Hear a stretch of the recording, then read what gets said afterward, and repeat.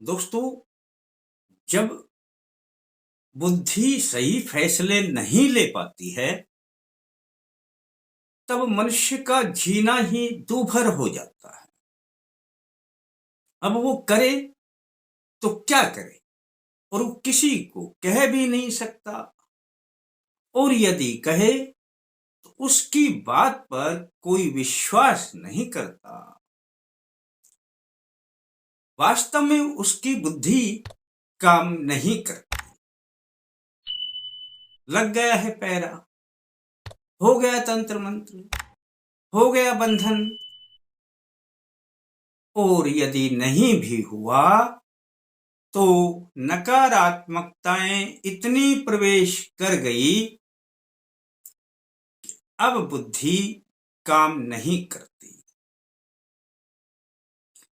वैसे तो मैं छोटे छोटे उपाय आपके लिए कभी कभी वीडियो के द्वारा बताता रहता हूं, और उपाय भी वह बताता हूं जो आप आराम से कर सके। आज का उपाय भी आप आसानी से करेंगे। कैसे से कैसा जबरदस्त तंत्र मंत्र प्रयोग करके बांध दिया गया हो, आपकी बुद्धि को खुल जाएगी। दोस्तों, पक्षियों में होती है विशेष रूप से पाई जाने वाली अत्यधिक सकारात्मकता। वे अपना डिसीजन सेकंड के हिसाब से लेते हैं। आपने पक्षियों को देखा भी होगा कि पक्षी जब आपके आसपास में रहते हैं तो भले ही कितनी ही नजदीक बैठे हों, पर आप उसे पकड़ नहीं सकते। उनकी बुद्धि सेकंड के हिसाब से फैसले लेती है। दोस्तों, मैंने एक प्रयोग पहले बताया था कि पक्षियों को रखें जल। पक्षियों को जब जल रखते हैं आप किसी भी पात्र में, तो यह आपके जीवन को सुखमय बनाता है। किस पक्षी की दुआ किस वक्त आपके काम आ जाए। और हमारी संस्कृति में तो छोटे छोटे धर्म करने का विधान है। आज इसी प्रयोग पर आधारित मैं बताऊंगा दोस्तों कि आप अपनी बुद्धि को किस प्रकार से खोलेंगे।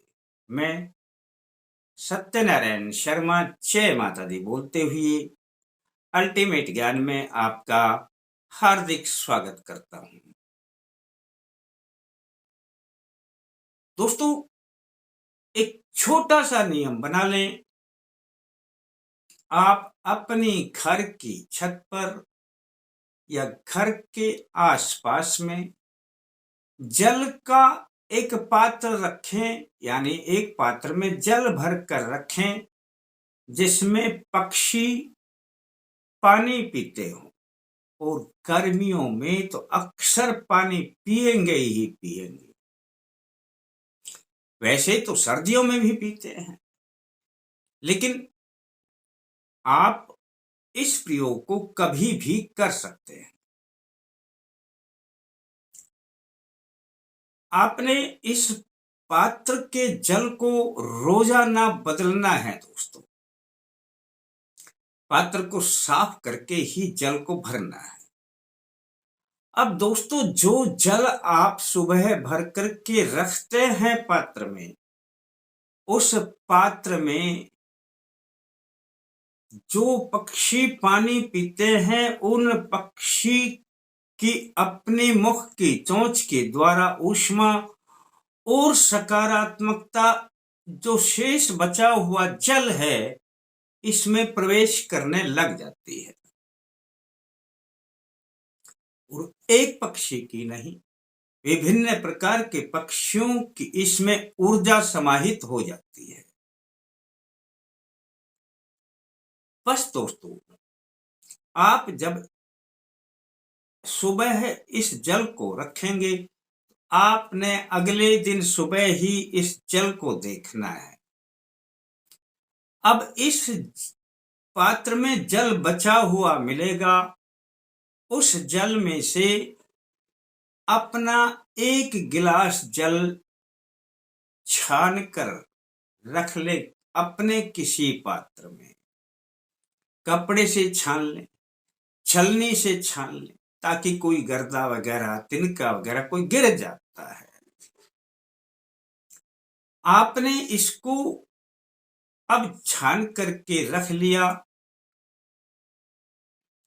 इस जल को एक खुले पात्र में डालें और खुले पात्र में डाल करके और अपनी ये 5 उंगलियां, 4 उंगलियां अंगूठे समेत सीधा इसमें हाथ डुबो दें, ऊपर से टच कर दें। और टच करने के बाद इसे अपने मस्तक पे लगाएं दोस्तों। और जब मस्तक पे आप लगा करके रखेंगे, तब आपने अपने मन में या मुख से बोलना है ओम नमः शिवाय। कितनी बार बोलना है इसकी गिनती नहीं है, लगभग 1 मिनट लगाए रखें और ओम नमः शिवाय बोलते रहें दोस्तों। गिनने की आवश्यकता नहीं है। अब यह 1 मिनट के बाद आपने हाथ को हटा लेना है। ये जो पात्र में जल बचा है, अब जिसमें इस जल को अपने स्नान करने के पानी में मिला लेना और दोस्तों स्नान कर लेना। बस दोस्तों, करने के बाद, स्नान करने के बाद अब अपने पात्र को, जिसमें से वह पानी लिया था जो पक्षियों के लिए रखते हैं, उसको साफ करना और दोबारा से भर देना। अगले दिन फिर ऐसा ही कर लेना दोस्तों, जैसा मैंने यह बताया है। 1 मिनट इसी प्रकार से मस्तक पे लगाना है, ओम नमः शिवाय बोलते रहना है और फिर इस जल से स्नान कर लेना है।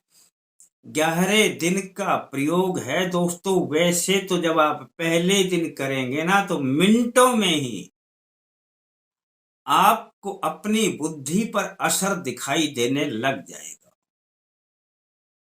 और धीरे धीरे करके जब 11 दिन का आप प्रयोग कर लेते हैं, तो दोस्तों आपकी बुद्धि पर कैसे से कैसा बंधन हो, किसी ने बांध दिया हो, तंत्र मंत्र कर दिया हो, या नकारात्मकता प्रवेश कर गई हो, टूट जाएगा सब। और बस केवल आपने वही क्रिया तो करनी जो रोज करते हैं, स्नान करना है, पक्षियों को जल रखना है, वैसे भी आप रखते ही, रख ही देना चाहिए दोस्तों। 11वें दिन के प्रयोग में आप अपनी बुद्धि को बिल्कुल तरोताजा महसूस करेंगे। आपकी बुद्धि सही फैसले लेगी और अच्छा लगे तो किसी और को बता देना, और थोड़ा अच्छा लगे तो वीडियो को लाइक कर देना। फिर मिलते हैं दोस्तों नए अंक के साथ, तब तक के लिए जय माता दी।